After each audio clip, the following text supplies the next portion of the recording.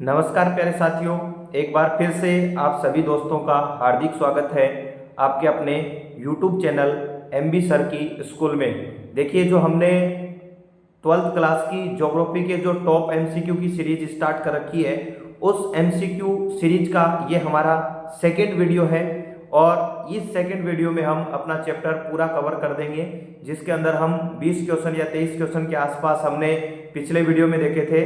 20-22 question जो है वो अब इस वीडियो में देखने का प्रयास करेंगे और अगर आप इन क्वेश्चन को 40-45 जितने भी क्वेश्चन हैं इनको अगर आप कवर कर लेते हैं तो आपका पूरा चैप्टर जो है वो कवर हो जाता है। यानी कि आपके NVS, KVS, EMRS, लेब असिस्टेंट की दृष्टि से ये वीडियो आपके लिए महत्वपूर्ण होने वाला है।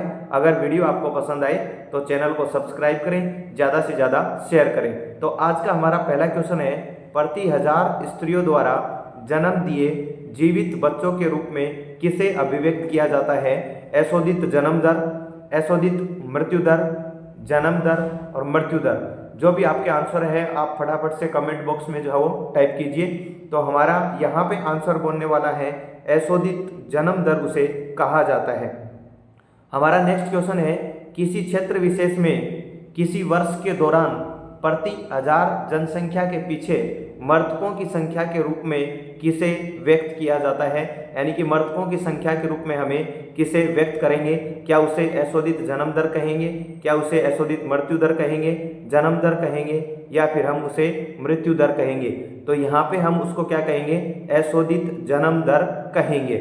नेक्स्ट क्वेश्चन है, जब लोग एक स्थान से दूसरे स्थान पर जाते हैं तो वह स्थान जहाँ से लोग गमन करते हैं, तो इसमें ध्यान रखने वाली बात यह है कि वह स्थान जहाँ से लोग गमन करते हैं उसे क्या कहते हैं?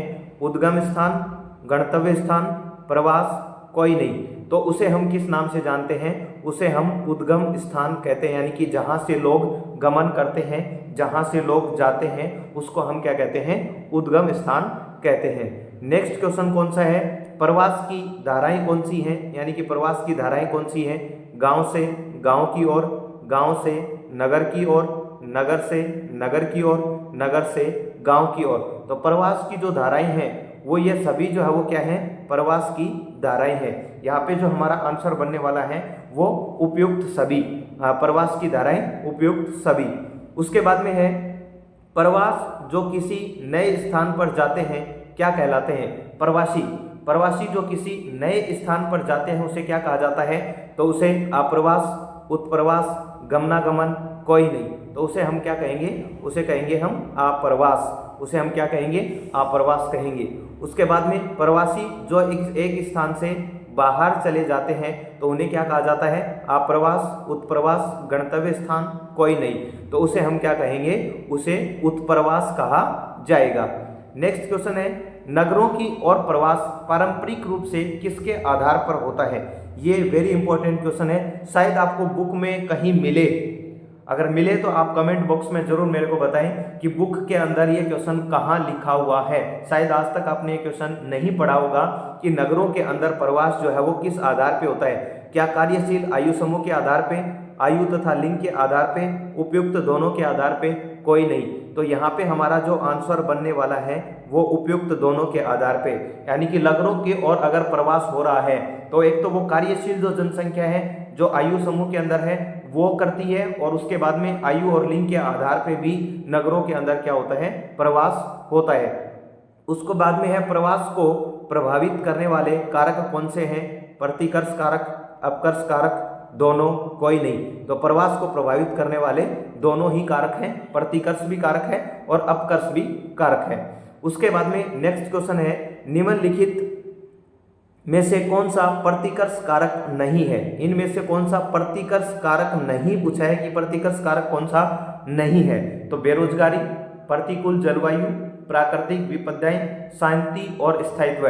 अगर प्रतिकर्ष कारक को अगर आप इंग्लिश में समझ पाएं तो इंग्लिश के अंदर इसे पुश कहते हैं, पुश फैक्टर। यानी कि ऐसे कारक जो व्यक्ति को अपना निवास स्थान छुड़वाने के लिए मजबूर करते हैं, उनमें से कौन सा नहीं है? तो कौन सा नहीं है? तो इसमें शांति और स्थायित्व जो है वो नहीं है। बेरोजगारी, प्रतिकूल जलवायु, प्राकृतिक विपदाएं, ये क्या करती हैं? व्यक्ति को अपना निवास स्थान छुड़वाने के लिए मजबूर कर देती हैं। उसके बाद में नेक्स्ट क्वेश्चन है, निम्नलिखित में से कौन सा अपकर्ष कारक नहीं है। यहाँ पे हमें पुल फैक्टर पूछा है, तो काम के बेहतर अवसर, रहन सहन की अच्छी दशाएं, अनुकूल जलवायु, राजनीतिक उपद्रव। तो इसमें देखो उसको हमने किस नाम से जाना था, पुश। पुश का मतलब धकेलना। ऐसे फैक्टर्स जो व्यक्ति को एक स्थान से दूसरे स्थान पे धकेलते हैं। पुल, पुल का मतलब क्या होता है, खींचना, यानी कि ऐसे फैक्टर्स जो व्यक्ति को अपनी ओर आकर्षित करते हैं। तो इसका मतलब काम के बेहतर अवसर वो अपनी ओर आकर्षित करते हैं। रहन सहन की अगर अच्छी दशाएं हैं तो लोग जाहिर सी बात है वहां पे जाना पसंद करेंगे। अनुकूल जलवायु यानी कि उनके अकॉर्डिंग अगर जलवायु है तो वहां भी लोग जाना पसंद करेंगे। लेकिन राजनीतिक उपद्रव जो है वो पुश फैक्टर का काम करेगा, न कि पुल फैक्टर का। तो हमें पूछा कौन सा है, पुल फैक्टर नहीं है। तो राजनीतिक उपद्रव जो है वो पुल फैक्टर नहीं है, ये कौन सा है, पुश फैक्टर है। उसके बाद में है 1750 के आसपास औद्योगिक क्रांति की शुरुआत हुई, तो उस समय विश्व की जनसंख्या कितनी थी, 50 करोड़, 55 करोड़, 60 करोड़, 70 करोड़। तो उस समय विश्व की जो जनसंख्या थी वो कितनी थी, 55 करोड़ के आसपास थी। नेक्स्ट क्वेश्चन है, निम्नलिखित कथनों पर विचार कीजिए और सही विकल्प का चयन कीजिए। विगत 500 वर्षों में मानव जनसंख्या 10 गुना से अधिक बढ़ी है। अकेले 20वीं शताब्दी में जनसंख्या 4 गुना तक बढ़ी है।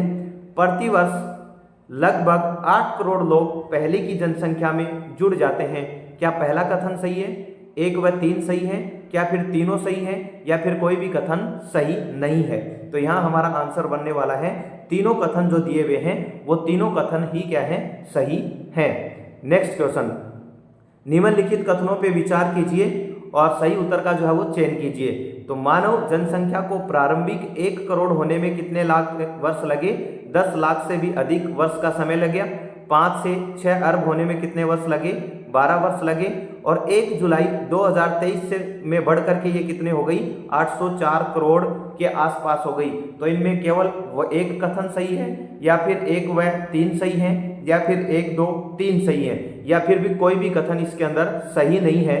तो यहाँ हमारा आंसर बनेगा वो कौन सा बनेगा कि 1, 2, तीनों कथन जो है वो सही है। तीनों कथन में क्या है, मानव जनसंख्या को प्रारंभिक 1 करोड़ होने में कितने वर्ष लगे, 10 लाख से अधिक वर्ष लगे। 5 से 6 अरब होने में कितना समय लगा, 12 वर्ष का समय लगा। 1 जुलाई 2023 में बढ़कर के ये आंकड़ा कितना हो गया, 804 करोड़ के लगभग पार हो गया। उसके बाद में अगला है, एशिया का जनसंख्या घनत्व कितना है, 146 व्यक्ति प्रति वर्ग किलोमीटर, 46 व्यक्ति प्रति वर्ग किलोमीटर, 34 व्यक्ति प्रति वर्ग किलोमीटर, 150 व्यक्ति प्रति वर्ग किलोमीटर। तो एशिया का जो जनसंख्या घनत्व है वो कितना है, 146 व्यक्ति प्रति वर्ग किलोमीटर के अंदर एशिया का जनसंख्या घनत्व है। और ये हमने पहले भी क्वेश्चन देखा है कि हमने क्वेश्चन रखा था कि जनसंख्या घनत्व के आधार पर सही क्रम को समझाइए। तो एशिया और ओशनिया की जहां हमने बात की थी, एशिया का सबसे ज्यादा जनसंख्या घनत्व था, ओशनिया का सबसे कम जनसंख्या घनत्व है। और हमारा जो नेक्स्ट क्वेश्चन भी यही है कि ओशनिया का जनसंख्या घनत्व कितना है, क्या वो 10 व्यक्ति प्रति वर्ग किलोमीटर है, 2 व्यक्ति प्रति वर्ग किलोमीटर है, 5 व्यक्ति प्रति वर्ग किलोमीटर है, या फिर 7 व्यक्ति प्रति वर्ग किलोमीटर है।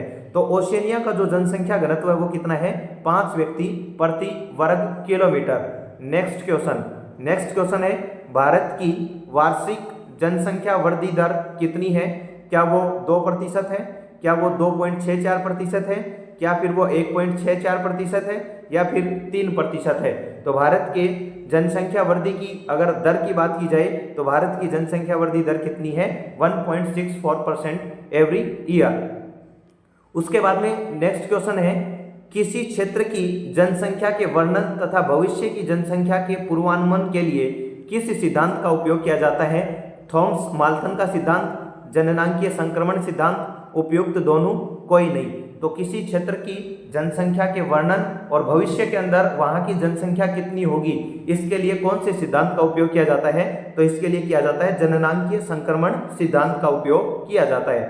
नेक्स्ट क्वेश्चन है, किसने कहा कि लोगों की संख्या खाद्य आपूर्ति की अपेक्षा अधिक तेज गति से बढ़ेगी, क्या वो थॉमस माल्थस ने कहा, रेडजेल ने कहा, डार्विन ने कहा, हेरोडोटस ने कहा। तो ये किसने कहा था, थॉमस माल्थस ने अपने सिद्धांत में कहा था कि लोगों की संख्या जो है वो खाद्य आपूर्ति की अपेक्षा बहुत तेजी से बढ़ेगी। इनके कहने का मतलब था कि खाने वाली जो चीजें हैं वो बहुत कम ग्रो कर पाएंगी, लेकिन जनसंख्या जो है वो उनकी तुलना में बहुत तेज गति से ग्रो करेगी। उसके बाद में हमारा नेक्स्ट क्वेश्चन है कि जैसे ही समाज ग्रामीण से खेतीहर और अशिक्षित अवस्था से उन्नति करके नगरीय, औद्योगिक और साक्षर बनता है, तो किसी प्रदेश की जनसंख्या उच्च जन्म और उच्च मृत्यु से निम्न जन्म और निम्न मृत्यु के अंदर बदल जाती है।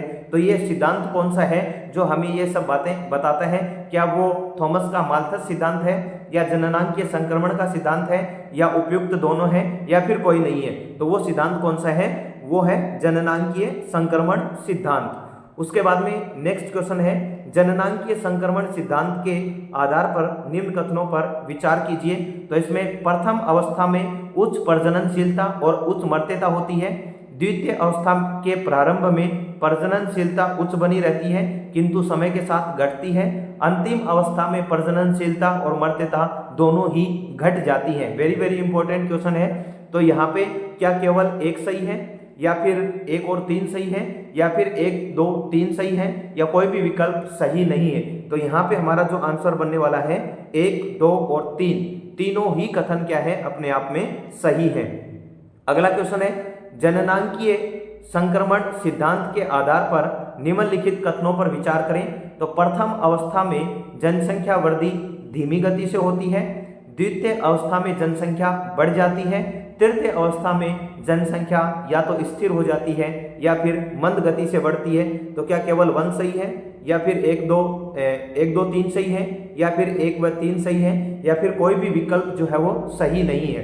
तो यहाँ पे हमारा क्वेश्चन का आंसर बनने वाला है एक, दो और तीन, तीनों ही विकल्प जो है वो क्या है? सही है। तो ये थी हमारी आज की एक छोटी सी क्लास, जिसको हमने सेकंड चैप्टर को जो है वो पूरे अच्छे तरीके से कवर करने का प्रयास किया है। सारे के सारे वेरी वेरी इंपॉर्टेंट क्वेश्चन जो थे, हर टॉपिक को पूरा करने का प्रयास किया है ऑब्जेक्टिव के माध्यम से। अगर आपको क्लास पसंद आई है तो ज़्यादा से ज़्यादा अपने दोस्तों के साथ शेयर करें, और ये क्लास आपके लिए बहुत ही रामबाण साबित होने वाली है, क्योंकि क्लास की थीम ही हमने पूरी यही रख रखी है, पढ़ लो कहीं से, क्वेश्चन आएंगे यहीं से। अगर आपको PDF चाहिए या फिर नोट्स चाहिए ज्योग्राफी से रिलेटेड, तो हमारे जो पेड नोट्स हैं वो मात्र 49 रुपये के अंदर, यानी कि 12th क्लास के अगर आप नोट्स लेना चाहते हैं तो मात्र 49 रुपये आपको पे करने हैं, और आपको नोट्स जो है वो उपलब्ध करवा दिए जाएंगे।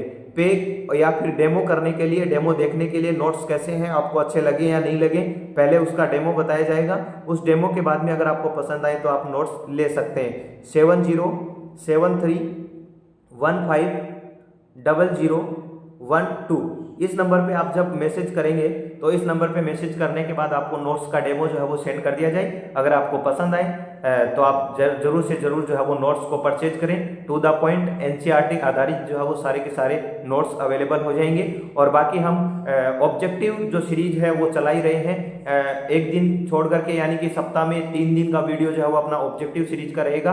कल हमारा वीडियो नहीं आया था, आज वापस से जो है वो वीडियो आएगा। तो आप ज़्यादा से ज़्यादा अपने दोस्तों के साथ जो है वो इस चैनल को शेयर करें, सब्सक्राइब करें। फिर मिलते हैं किसी नेक्स्ट सेशन के अंदर, तब तक के लिए जय हिंद, जय भारत।